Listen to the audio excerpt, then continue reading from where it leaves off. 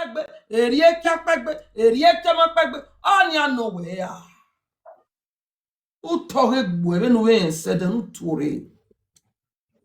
Me we are the one. Epa la wo. Wabe ata any platform no rijo we ata okwo no de beji. Ya we walking here go ya ge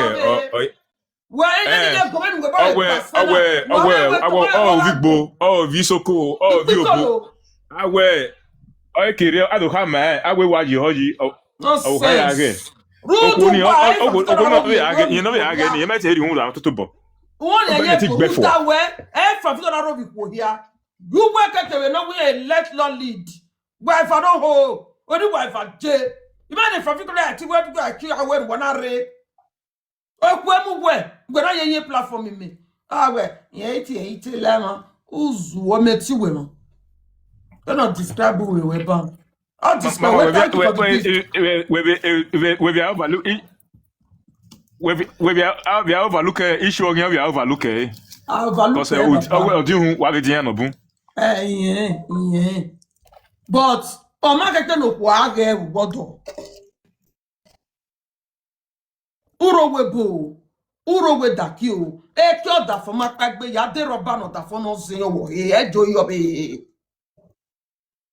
wa ege waiting divorce and leave na ye gbo ga e fi na ye gbo ga e fi na wa pagbe na ye gbo no ya gbo no le gi afi no sunu dan me pa we no sunu we are mi kwevana ne from Victor ho iye gonu rona iye gona keke let law lead from Victor we yan ori bere ne we yan gwa pe from Victor to ya robi ko ni gallant ya fefete o se from Victor ga ile lo ko honia omo to ti we potopoto egero na ata egero na agbe obi okan pa nowhere wona mi we potopoto we potopoto ma ye bie o mo ga ladian o te se 1 minute we de gbe ku we nu won la ladian o de gbe tat lo so ba ya ji maniko we ye na mi we potopoto we pitipiti we brobo me ma ga bo di den na ya we from Victor rule that disgrace need I idiot no you do kuna ba rule that disgrace make you go ya oh woman from Victor I wa agree if from Victor tell won we adulterous if you do respect oh sorry on mute eno siga akevare everything we gbera adulterous adulterous uwe potopoto uwe piripiri egbu iye gona keke let not lead iya eva mu magboto obe frank iya eva oya mu mani ku gboto obe frank so useless women like that what da for yero oda for do e mo do ya obi gbo ekibi gbo se we polo eke dakino na o ma ti zigbe una muge from Victor you ho weni ori bere benu he weje ona ido conclude when you him ani ko ya fefe waje from Victor you are wrong rioje umeti wiye go no do aka we benu wiye go ye ori we meje eya eriwe yaje we no mo logi mere ri omo we logi yana re nu we ho ele lo lidi keke iye eno wun iye go na eku emu we na yun du we platform me o do atama mi eri ona ri aki eri eki apagbe eri eki amapagbe eri vie kwemudia eri vie kwemamudia are you mad rudawe from Victor na rovi maniko from Victor na team adultery because of what do aje we away frank o we no come we no settle with that for we no wujo gbabo iri amele le wo he ni oda te bia onu ya settle with that for eri buwe then we soji amamu wo waria wo mu egbo waria do order for we gui are me 1 year we zingbe ziegbe ari ro me ni khoe ari ro me ni keno iri aye no buwa de kuwe kimu uma woni una kono away from Victor uheri no man money egbe no man what total platform me e de gbe down don't try it from Victor ro wi ku ogbe uhe no man mi owi go hu eni owi no gwe je wori owi ku yaje you have to make apology to if we hear iye go you have to you ku back no ya kwa ku sago kwa polo kono wetin ri bone mo with social media. Let Lord lead. Whatever, we need apology from you people. Why am we magboto? No ya knew a when na from Victor. We are to apologize. We were yesekeseke. We mema yesekeseke. We mema ye poto. We mema ye pata. And from Victor ya tia and if you are doctors, you are or doctors you hina. Okay. And the from Victor, kedede nakpa, stay away from a statement in we poto, stay away. When we feel we your way to agbe. Itama we. What was you monu? Where ti be me la wa? They may not address it, but when I life me, I life with you. But is a gie. Who is a taleziri who want talo? Who is a talo in a gie? In a real tons up your way, or go on, write down. Eri enu ya swawe no gbe. E are tons up your way. Are tons up your way. No make any way ivie and the way blankets. You na address up ubano. Again ya bego life. Ike do kweke do mwegbe we la in life ire. When we road do me aredia.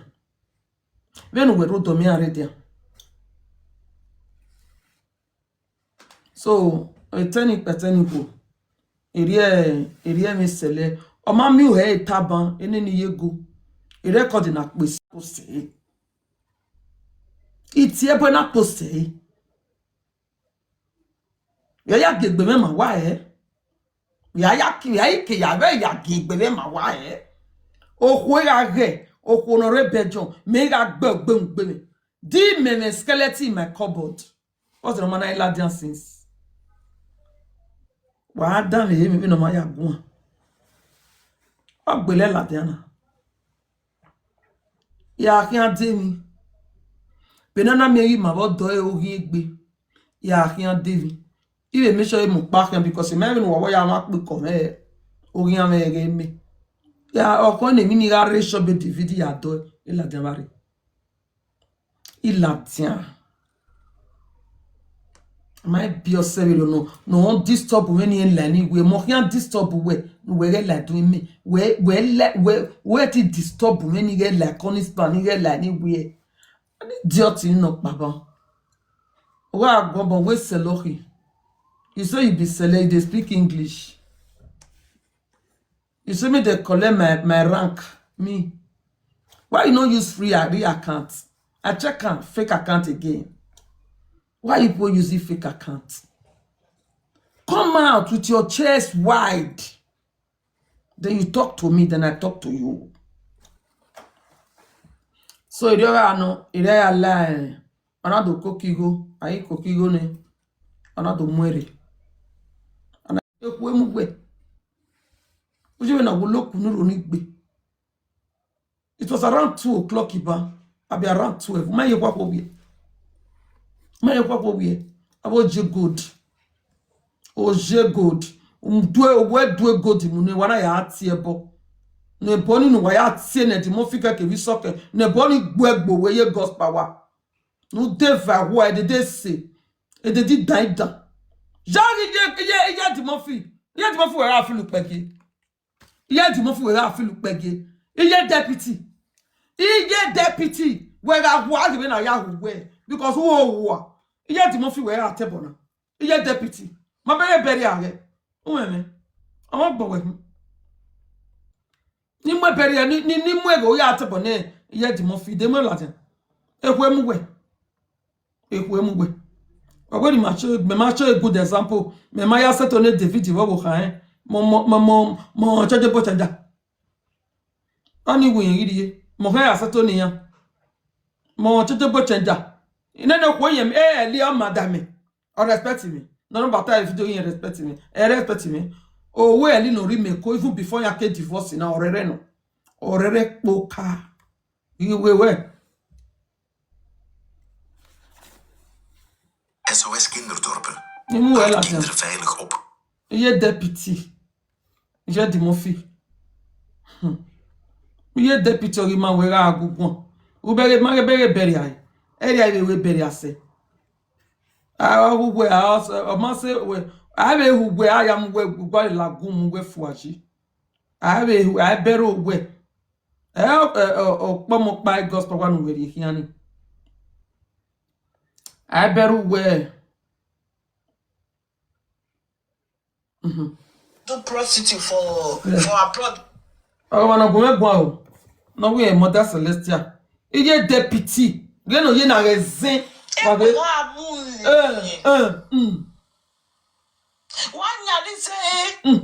Wanya ni say wage ATM machine. Almighty the ever water. Because they get pure water. More pure water. I go my yard tell me you work it. Is it 150 or be 3 for 200 naira?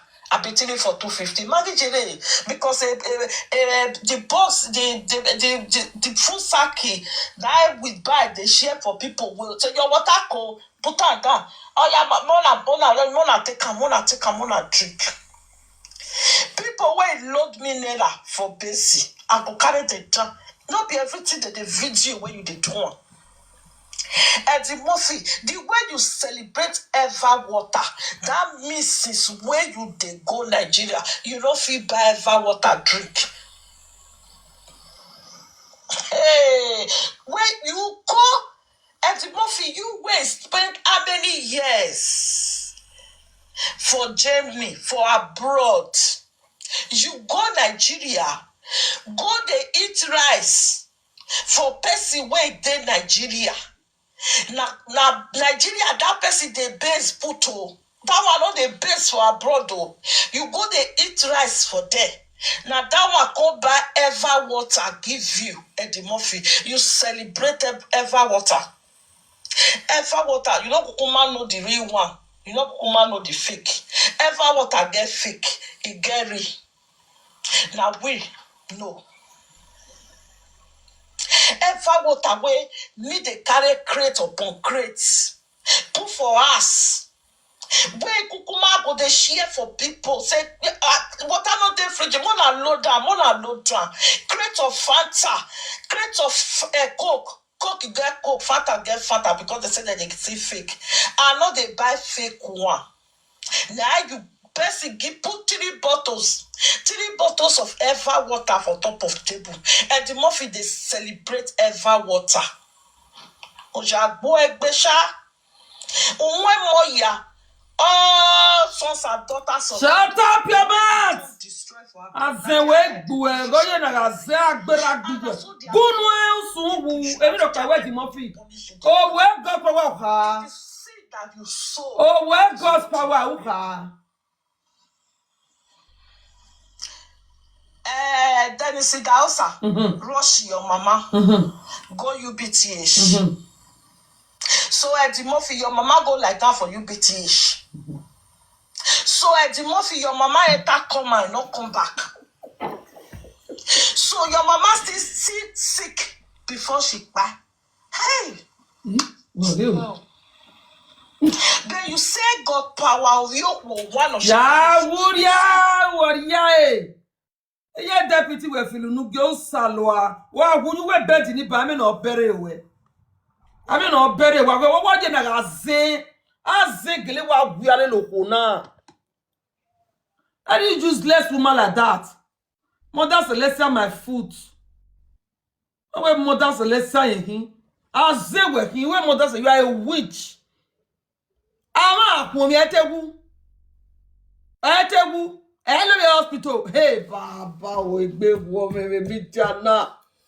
We say pa we say o. Ije deputy. Ije Denise. Yage beria wa salwa. Agbe o. Agbe. Ite celebrate piabata. You go the chop rasi for ATM machine, yes. Your mama siki da. Ete siki. 98, 95, you're more 100 years. Ete wu. Abe lag botia. No man lag bofo no giarwa. Uwe beti we jena we agu ye bani pana. E God power regime ni. Where you ure you ke ma de okay. Eya ni you ka de okay. Teni pa teni wo. Eya ni you ka de okay Wa wa mi me so yen wa gbofo ma. Yen gbofo ku egbe we. Yen gbofo go tunu silo ye gbe mi o pe yen na gbofo ma. Me se na ya si mo be gani. Ikodo me ga temure. I me ga gbongbon ma yo se. Do e tanania. Why waga gazeli no guaban on your ye God's power. On your the head of a Franvito platform. Why do I go ye deputy? Iye Denise. Wo ona rekoma magi yori. We am no ogun yan gbuwe ye God's power. Ogun pa igbuwe. Iye wo mareva. Imotowe illa. Zagi select. Yeah, igonho. Toothpick ya zole skin wela da ukpe kota. We have me where I go ebona. We bona mayaje. That is useless human be like that. I do agree me go on. Azen wa me bege banzin azen wa wialele. Azen wa wialele.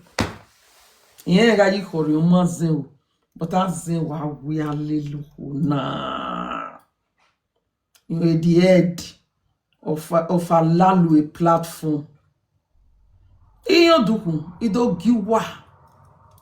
We so vije wa ma. Iyo we atitino wo me. Ye gospel wa nyan. Keke wa be gange ni re won. Boya nyan. Anyone who ye gange ye gospel wa. E gospel wa re jenni. Were you can mana de okay. E bedroom e ban. E ya siwa. Sele, we carry life, we carry grace, we carry destiny, we carry luck. Ware sele wa shine. Ware sele wa shine. Yes. We perfume in your pan. Now wa sameni. O ya sinimo. Na do yo wawe. Ge shepherd nu don la wa. Yes, in your my luck. In your my destiny, in your my grace, in your my star. In change style, man. In change style. And I'm a shepherd. I'm a woli. I'm a prophetess. Yeah. Yes. They tempered me in my meeting. It's a wagging and love me. Sanctification.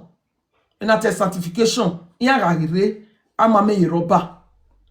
Why what the buckets asameyo udigwe ado leru ya meni atu perfume yo ado we ya sinimo lelu wawe ya oni dugu na me inner eyes una behewe no something is wrong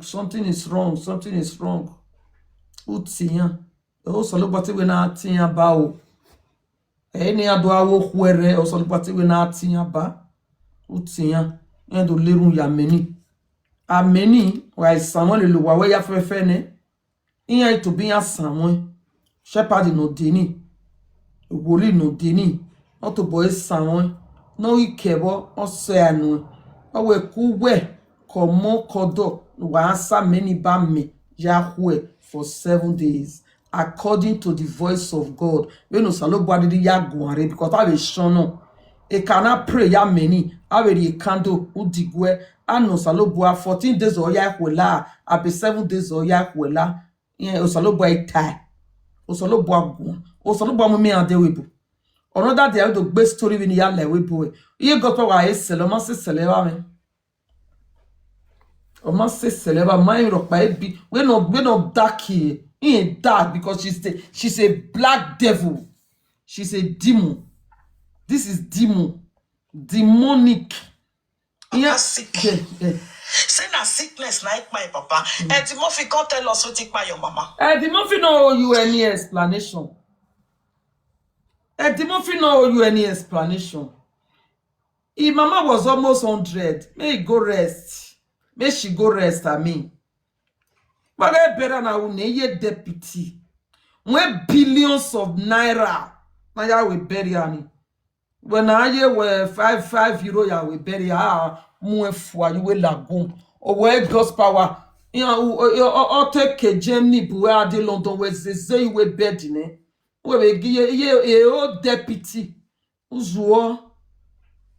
That's why we get doing it. I will bury our you get do no.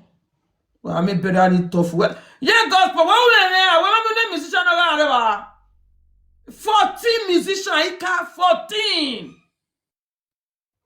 All that one barrier. Only a deputy. Oh, man. On the God, Murphy ma any explanation. Or ma any explanation. Oh, man. On the time I will not be here. But where do you know why I do go if you money day? Do you know why I do go if you only man need. I will not be here the Murphy.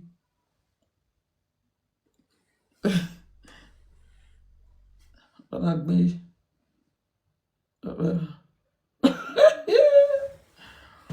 will not be here the Murphy Magbolo. But why do you go if you Magbolo? So, Avestini, Nogare Berlin, a church in a Celestial Church of Christ. He might move a bedroom. He might move a bedroom. Iani get the way no, we are not no done no walking rena. Veno ya treat him. What do my mother Celestia? Iya ye mesrate. I can't jamuni ya. When they are called like church way me. They mela church way. Oh mami, when I la seleno, a ranking from rank to rank, rank to rank, rank to rank. Où ye prouve la dia. Gebe ya la sele. And he rank nous esse. And also look what mom does less anime. Check out the what say where Larry are gonna give you le mother letter. No. I mean na mi uzuo. Ele when shabadi ni do no do ge mi yo. I mean na ni mi na ma understand. Ni wa bwa. Osunu pink loin. Now where when again? Or not to boy shono yo. Or is shono yo ne. Because ye woli. The man e woli. The man ra gbeno yo to. Ene woli ra ata. Because e woli ra gwanfoni yan jere. Wa degbe ya ne yan jere. And I am also a matron. A matron the 5 parish. E na a matron. Voye matron ije church here. Ahiawa vest. Igo ze. Because I'm a matron. That is 5 parish. Egba oge. 5 parish. When you are a matron, I'm a patron. Iya evano nya church. Amana we say offering managba the month and I can pay ye can I church and the offering here collect magba a light bill can rent the church or ta doctor a matron and patron iye church ere church adotian iye baba e rent magba o manidi go we na marie buy I have paid the rent. 5 parishes. Just know you know gazin. I go manger. Come on.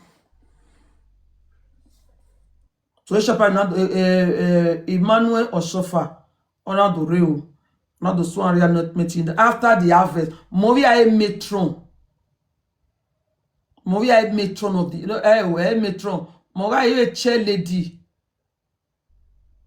no mother of the day Movia a mother of the day at the same time a church in TJ Movia a mother of the day and at the same time ana with the anointment me so piana no rebe John no take stop me a gift na no salo boari me na ona day ona we ade Germany ori se Germany me na wa to tabenia na wa the sunshade yao because after the harvest ana the anointment no ma ovi Oshofa orene agboya river me na wa gbewe for me na wa river na wa lu we a glass me ge okin wu o ga ipapo tota o ga ipagbo tota o munu yo na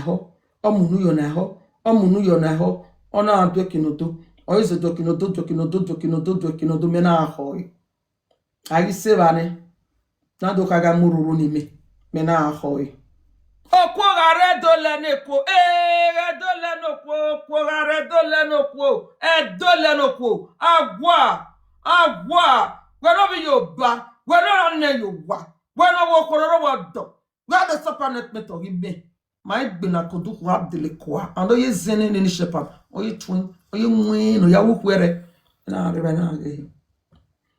na ge regbe ere gbado tie me we mama my munu na rebe na ge o gi segera ha ya no anado anase ina wo sege ni ha ya gbe as mother of the day with the harvest enem pamapu ma ya gbe uzokpo ni white enem pamapu na ga gbede ebo ya na avelele me wieke ina ga gbede igi seke hire ina ze dollar wodu jo me o wi du igodomigodo ovi du igodomigodo ovi edo no baji ovi oba iri with thanksgiving in it because ahia wa verse every time wa ya muzokpo na ya rego harvest iwa wa hwawo because ave shepherd ya fe no reni tiya ga igoni ya so when are the mother of the day the shepherd the mumeji mother of the day of that parish that day that harvest not of that parish that harvest or is segenia yana yutie me na anase ni me yagi anase ni me emuse ehwobi edo ona eso asinwedo eba na gbara do ehwobi edo hi iye matin we mu ni Kenya kinsef again give nwedo kwa ona si won gboma me ona si nwe pama inwe ko no si nwe church ina ga gbede because he carry grace adi boka won weni how ina ga gbede ina ga golede ina ga zo werami ina ga zo gishemi ina ga heyoere ina ga umati na do gbese ota ohwela ota oiseke ni hiase ina mimuzokpo ni atuebe because when he muzokpo ni everybody no like him no again love me no we like him yin pagbe yin lele me gbe igo ya fe na ri ejo keni meri ejo ado mo yoto agi money yoto na mo wallet me ladia na so as priguo na so as prige you $1 no ito ge ma lo euro ma lo pounds $1 no dollar na so an feel $1 na so an feel $1 ne ge ni no ga anwa me ni no ga anwa mo fan yen ya na do ati ina biniguma ari wa verse ni fu ne fe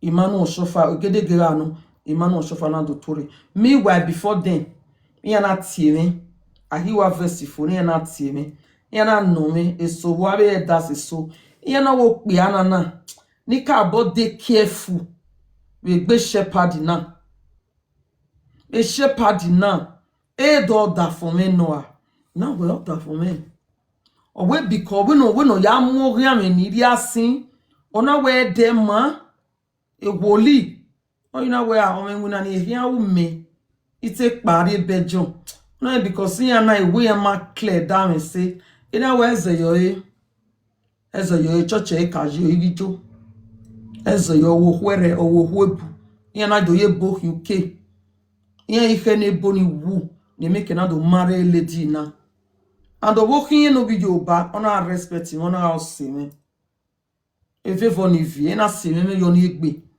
no be Yoruba na ya tan wa we be ni ave se me ye kun egbe wo re libe sunu me ya se ye yan gbe okun no do ga me o wa atalo eri e camera dey here camera reba or like betu camera they put camera o and the woli no ni aseme ye gbe na woli no kwa they put camera o they put camera for here inside bedroom they put camera if I dey wash my nyash if inside toilet they put camera mommy no go toilet for here go camera dey agasiba me camera a jacket no jo mo la de always sorti inside the jacket aga jacket mi ro pero na what na wa me na ya se gbuo wa owe nene mi ko ewo tore owo ke basement re e dey come from basement they come dey follow in the store we do alowe kin ba son owe yan ni akan do lewe kin ba son owe yan wa say 50 owe okuwo tore na wa na me na e wa mo me kwokwo na okwo no ga wo kin the shepherd oga wo kin the shepherd yin friend owo ke bone ona ye bo mo khaeria the government make na do ri yin ware na make na do wo me no wo ke bo make na diwa yin na ye bo UK oya ya pan church ni ri imeti bi o a spirit me ma kwelele di owo ke boni anybody no yo si owo ke boni e shepherd ni o le runa all he like so you are here or you say na yari no tin I don't know me now we man na wa say yo e church e ka jo yije wa e mo daha no ya ta me yije wa e letters na to ke Nigeria re that mo e matron or church yan matron 5 parishes we do we bo 5 parishes we do. Now the military. Now make na ya destroy when you na we church in me Johnny. So imi amudia ne bejon ka de gbe mu de won na rene. Eh to me go be joma face to face. So ni me adi bejon. U panu na we me basu we mu Mother Celestia. A de bejon do mo okuo na okpia na de gbere. Make do mo Mother Celestia. Huh? Anyway, I video. I'm a metro.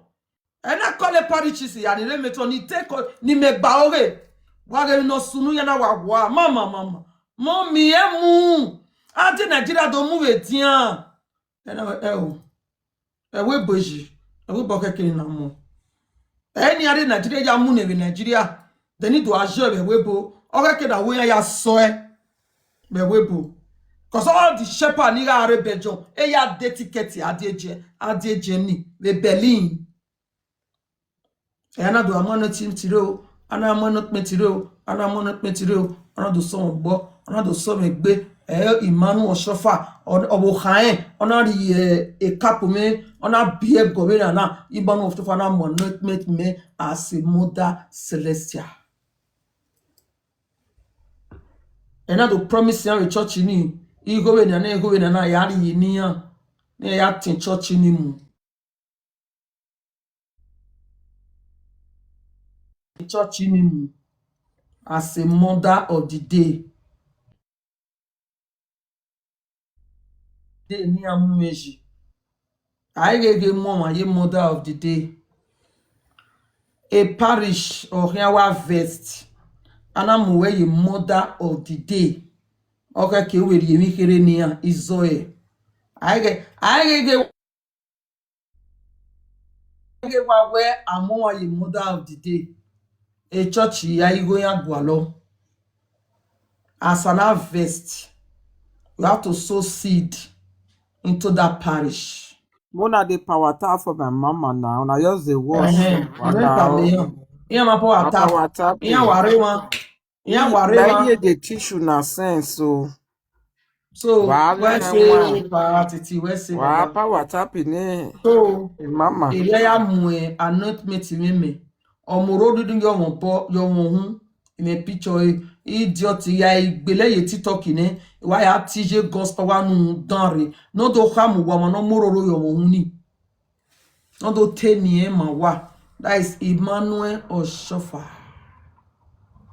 Oshofa nyesele for the whole world.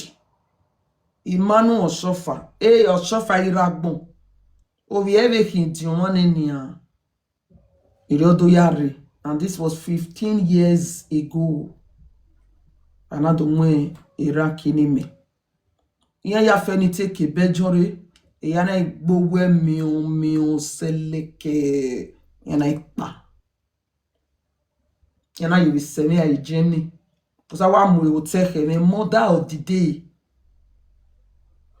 Amwe otehe me. Ogiro gwe fi owo. Shepherd otehe na do call me. Nila wowo. Ni adie hotel ne Emmanuel Oshofa ye. Okian pray man. Wetin mo so me mother of the day kepa. Where is that mother of the day? Where is the mother of the day? Ena igahian. Ena idigwe. Ona ileru me. Ona vi 7 candle me. Ona we gasowa every night. Ni arwe candle na until ofo.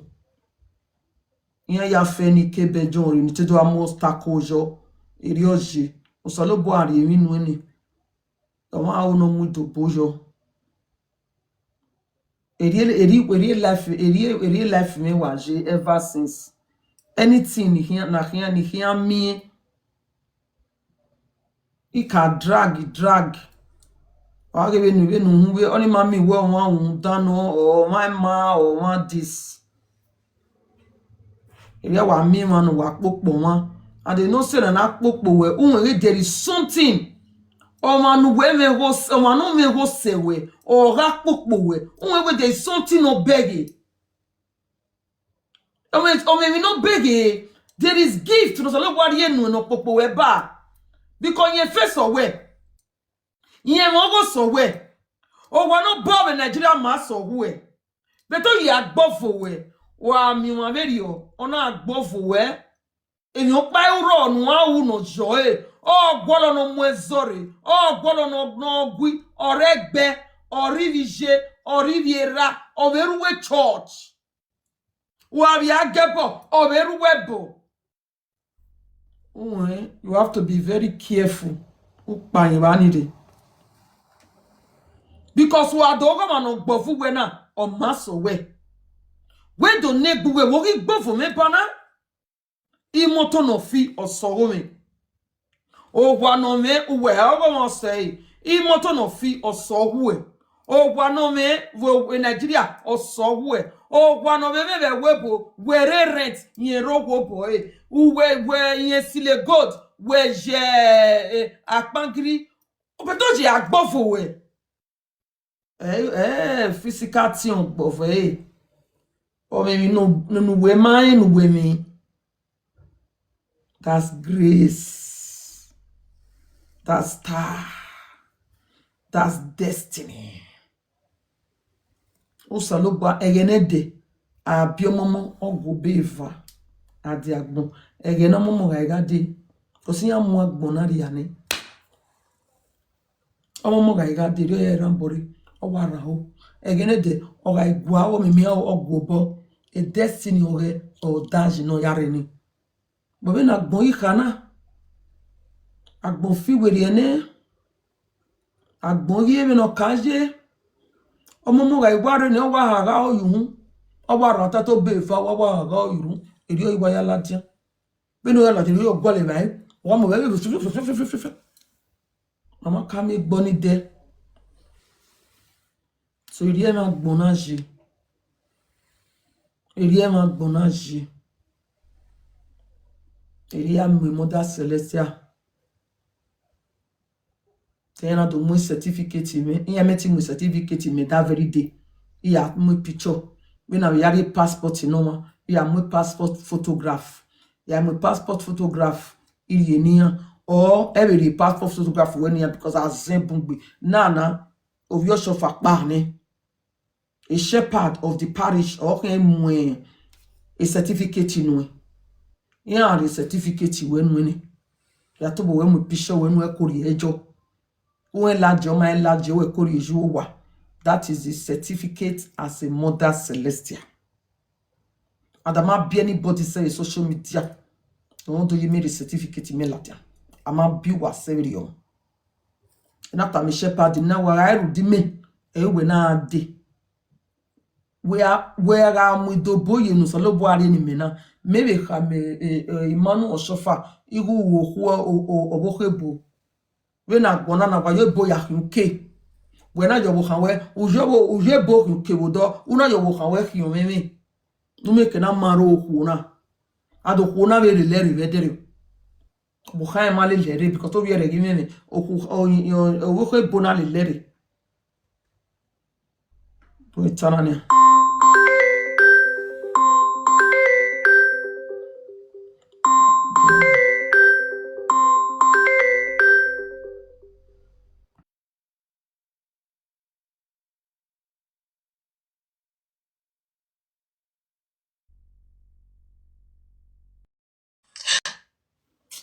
Ye gospel wa bon agboe. Iye deputy. Hey,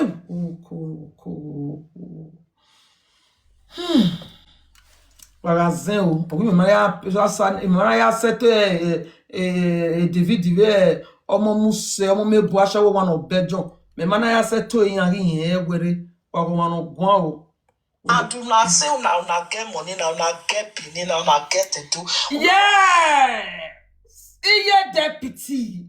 Iye yonyedo. Second in command. Who were warrior? Who were you then is that's a give you when a gospel no where you get able to. But maybe no where you get able to. Now they get Bini. Ija after governor, vice, Bageno, after Bini, after Baba Oba, governor, after governor, vice. Uzwo, Ianya Bini, where you lado, Udo ma declare when and where you lado your gospel. Mama go private hospital. Ya Wuria. Okay, you say Papa sick. Okay, I know who was done. And the Murphy can't tell us what by your mama. You not say your mama sick before she go. If you're not sick, why they rush her with OCG? Go UBTH. And do not say una get money, now una get bini, now una get to do.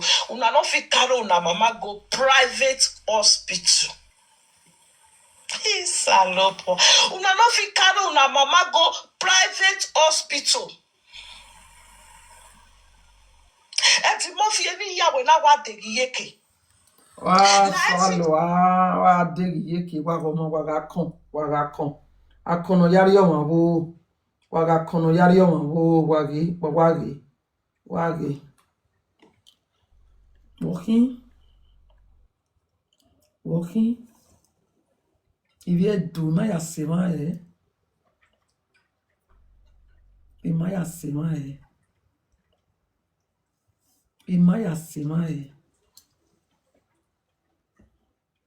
Ọmọ náà wú ni àti ẹbọ ni. Ọmọ náà kún mi ọ̀nà tó wú awọ ọkùnrin náà wú. Náà má wé kún mi awọ lẹ olówe làwé. Maya sema Aya ẹ̀kí dẹ̀lẹ̀ wí má níyì ẹ́. Ọ̀fọ́ ni Emeti ideology. Riani. Benin City is beyond repair. We tired the dinner in Ama Wune do settle. Ya fidare khokhome ide gbedu to ta. E nama wulo yen dorine. E do settle.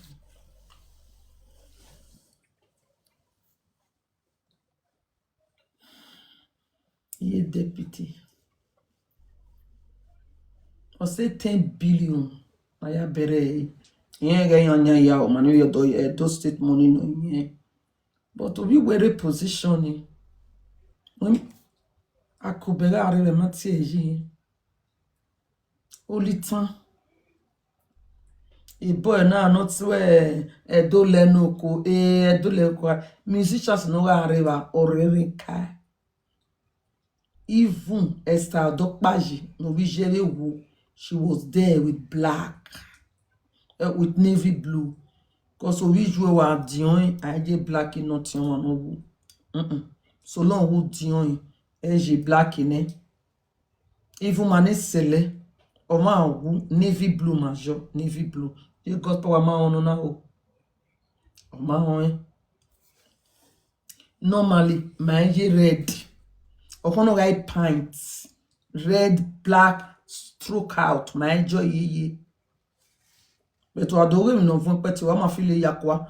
Abe rules and regulation we ne o show fire tayoto a shepherd my lele. Ya ma emi hu you protected party so ma emi hu ya lele. E mene ordinary person I do ya feel look mo yakwa be peti. Oh. He carried the grace and he carried the star. Ne, e we call up money just so we can pass a room. Walaho, a star in a doma area. Walaho, it's a muwana. Be very, very alert. Be very, very careful. Ua bie, una bio momo, o ma kopos wak boya mosodo tuo. Because monu bie, uma always destiny ni amuri, uma bege, but ma we va, a pastors, in bege, or bo, in bege, any above zeji, says church. Yes, na gbode na temata. Or bo, o ma fia wene, bege, o mono dina, o monorena. We no ya ma a grace or boy or mafia kwekwane no feel lokune bege but celestial shepherd ya bege because ya pao any buo pao video pa ya pao prophetess woolies any pao be very very careful era we ahia hiyo o weni na ga omokpia o hia hiyo. Iye we mudia gume piwe odo yo boy eri kio wo kan no ye 20. Don't try, don't do it. Never. Don't try it. Okonu ari e ba e. Okono yo biegbe, se ano yo biegbe. Do view mo be le lo change e. Oge no ma be nu ma e de. Odo ri owu obo. Odo ri ese ke no kana hiyo. Odo ke tala odo ri e kala do we no hiyo. We omikpia edamoge owo oni we zeye bete mikpia won pare bo kan ki owo na do mi o ga ki no wan ni emo modu aloho e ki ayi pagbese o wan ye muse yan re ki ari o we amomo kian ugbeso ayo egiju modia omo ahi o keke na ayo ayu modia Uga biomo pia ore 1 year ebe 1 year wa bio umagba e napki umagba e pampers ohian hiyo ayo iwari iso ayo e manajo iso ya gbole norebo wari e obese no mudiane uwonu rie kela dia no meke na hiyo ayo keke no ori modia omo keke no biun go to because I go why so go why the next thing no matter no ya buwate why ya agio mani waga pay go re ni me secret na wa e hon ile hia ni adobwe ore 18 years ore 20 years umayemi emi okode was mani kwa bia me wa kana wosunu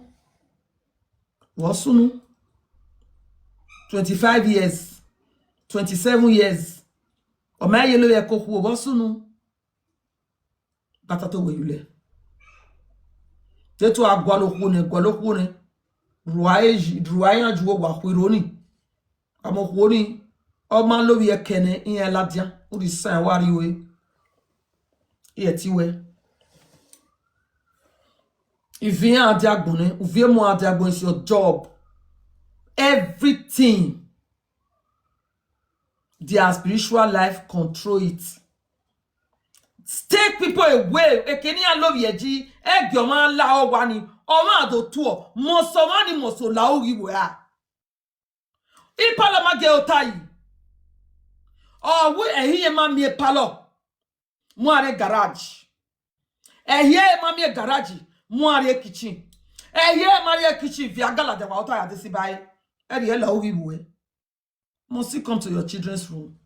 Must he, him or her? Number 6.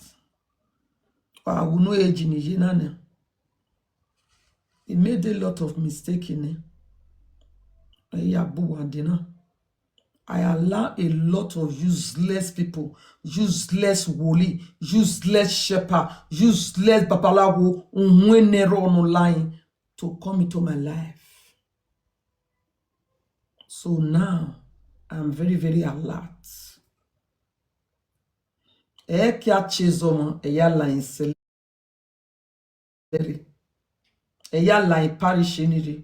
And must you know the parish I worship? Must you? Niye kagbele ye media maise, must you? Anoint me, ye agbele ye media. To me is the vehicle because when I am anointment in me, you know, say manate only mo ye media kege ni ade because again I have a bleach, you know, only color it to me, he color it to me, another be so another what those zeke ni bukwa. Then here came a cap, here came a cap winner na. O can you bow with cap me uduku winner na. Then ye ne.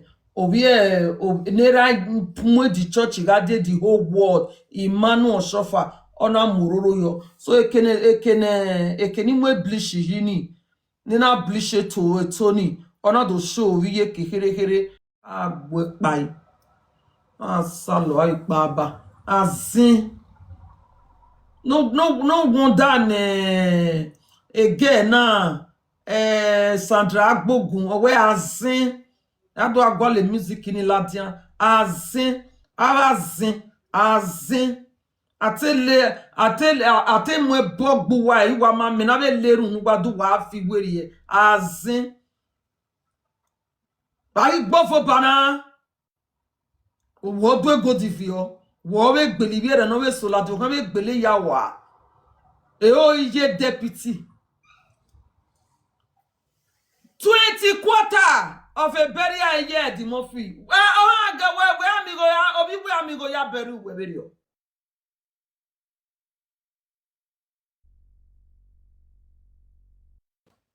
Obi we amigo ya beru weberio. 20 anagia a burial into 100 times. One part of it. Obi we amigo ya beru weberio. We are wuye UK ni. So kwa ya gwale ke ya muwe fine. Owe keke Germany re. So where you Germany no wa do le go that bon ya vio.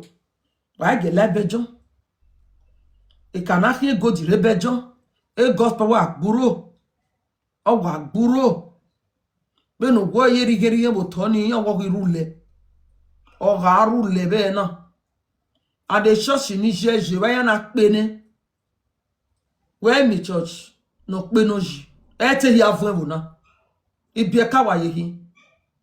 Ibieka wa hu. E church no penoji. Awe bono penoji. E ya voin bona. Se lok pa ya se gbe petit costa. E rien ave wi ko ni rogodo. Ya o. Uwe no ro alla ye matanari. Meme. Iwe ni yon duku ni yata mwa etu wazuo. Imwe bogbu wane na so na pose. Awa gbe Frank Victor. Iwe ni yon duku imi kede yata mwa etu waya wazuo. Ni do mweme nu wanu wata. Frank makan wa iga agie wototo. Iyo kona agbe ole wwa. De no phone na be no ruwe gbe ri megbe. Ebi ro pa na ri gi wa me be no o wa ni market de ni be no we ruwe gbe ri megbe. Ami no phone. Adamayo sigbera mi. Amayo sigbera mi. Awa wa. Akwe wan wa ha. Wakwe wan wa ha. Eri mera gbon fese bobizwa. Wakwe wan wa ha.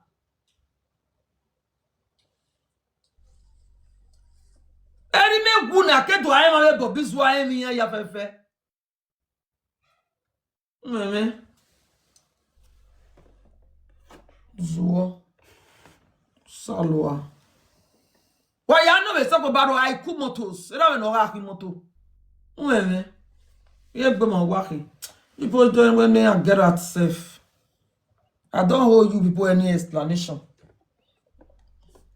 When you from Vitola life, maybe radiant. Maybe radiant. Maybe no work pa. Is it get gonna go? Waga tami agi wa radiant. Ome me bore ruwe magba. Egbo kunwe nwe mami ujo owodo ka o mami ro pari ladian bo giva mami ro pari ladian bo. You know why no ya la wepo marriage or what on you why a mission re ni marry or I marry ne odo yo be ani hine kere no we akaragwa. Teno ga genyan but aye atie Mrs. Onium league walo and o magba so igbena do kan as you no pa ni pe wa wulojo ewe ni Frank Victor ta mo ta Frank Victor we pe o wulojo wo we and we tell me mo wu won no mo me ni ge Frank Victor. O ya gbo wan ni na o ya le lo wan ni gbina me wa do le gbina wa do fi am go di no ro won ru wa do du leve o disturb me o ma na jina ga gba la pe ko mi wa do call me e donate go no mo pa nobody should call me ya re WhatsApp group na donate go Owa ne me ya tai o me gno ya fili go kwa awa ni di go right now di pakpera ha ya wo di go buy ya lao ni ya destroy wire so nobody should call me iri gbe yo ke kan we na we donate go na ya help man ro edo but I don't have time for that anymore. Even time ya re WhatsApp group na donate go remain. I'm not interested no more. Nka gba o gbe mene.